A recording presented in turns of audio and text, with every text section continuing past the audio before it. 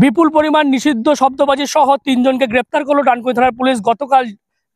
ডানকুনির যে জাতীয় সড়ক, সেই জাতীয় সড়ক ধরেই ধর্মতলা থেকে এই যে বাস আপনারা দেখতে পাচ্ছেন, এই বাস বিহারের উদ্দেশ্যে যাচ্ছিল এবং যখন ডানকুনি থানার হাউজিং মোড়ে এসে দাঁড়ায়, পুলিশের সন্দেহ হয় এবং তারপরে এই বাসে তল্লাশি চালিয়ে প্রায় 20,000 যে চকলেট বোমা অর্থাৎ নিষিদ্ধ যে শব্দবাজি, সেই বিপুল পরিমাণের শব্দবাজি উদ্ধার করে ডানকুনি থানার পুলিশ এবং সেই তারপরেই কিন্তু তিনজনকে গ্রেপ্তার করা হয়েছে, অর্থাৎ বাস চালক, খালাসি এবং তারপর আরও তিনজনকে গ্রেপ্তার করা হয়েছে। এবং যেমনটা পুলিশ মনে করছে যে এই নিষিদ্ধবাজি তারা কোথায় নিয়ে যাচ্ছিল, কোথা থেকে নিয়ে এসছে, সেটাও কিন্তু পুলিশ খতিয়ে দেখছে। এই যে বাস আমরা দেখতে পাচ্ছি, বাসের উপরে বিভিন্ন রকমের কিন্তু বস্তা থেকে শুরু করে প্লাস্টিক দিয়ে ঢাকা অনেক কিছু রয়েছে এবং সেই গোপন সূত্রে খবর পেয়ে ডানকুনি থানার পুলিশ গতকাল সন্ধ্যাবেলাতে ডানকুনির হাউজিং চৌমাথায় তারা এই বাসেই অভিযান চালায় এবং তারপর বাস থেকে দুটি বড় বড় বক্স উদ্ধার করে এবং সেই বক্সের মধ্যে প্রায় 20,000 নিষিদ্ধ শব্দবাজি উদ্ধার করে পুলিশ এবং তারপরে তিনজনকে গ্রেপ্তার করা হয়। তার মধ্যে চালকের নাম হচ্ছে দেবাকর সাউ, যিনি বিহারের বাসিন্দা, বর্তমানে তিনি কলকাতার বেহালায় থাকেন।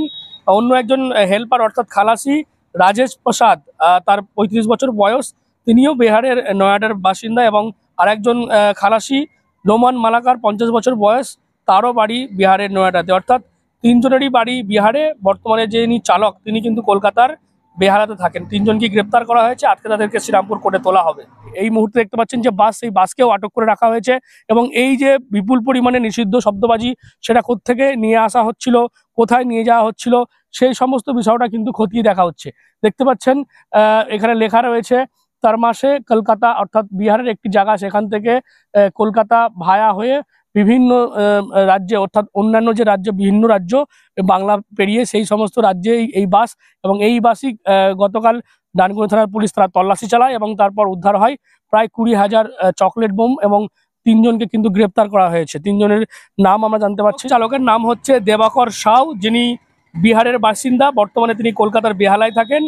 অন্য একজন হেল্পার অর্থাৎ খালাসি রাজেশ প্রসাদ, তার 35 বছর বয়স, তিনিও বিহারের নয়াডার বাসিন্দা এবং আরেকজন খালাসি রোমান মালাকার 50 বছর বয়স, তারও বাড়ি বিহারের নয়াডাতে। অর্থাৎ তিনজনেরই বাড়ি বিহারে। বর্তমানে যিনি চালক তিনি কিন্তু কলকাতার বেহালাতে থাকেন। তিনজনকে গ্রেপ্তার করা হয়েছে, আজকে তাদেরকে শ্রীরামপুর কোর্টে তোলা হবে এবং তাদেরকে আরও জিজ্ঞাসাবাদ করে এই যে নিষিদ্ধ শব্দবাজি বিপুল পরিমাণে তারা কোত্থেকে পেয়েছে, কোথায় নিয়ে যাওয়া হচ্ছিল, সেটাও যেমন জানার চেষ্টা করবে।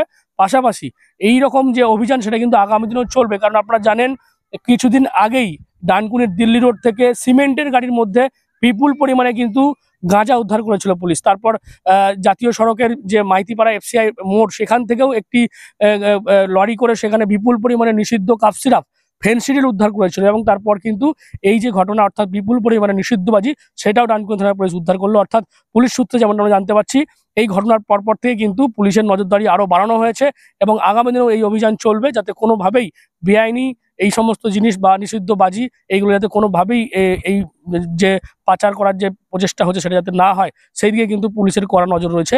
এবং আজকে এই তিনজনকে শ্রীরামপুর আদালতে তোলা হবে।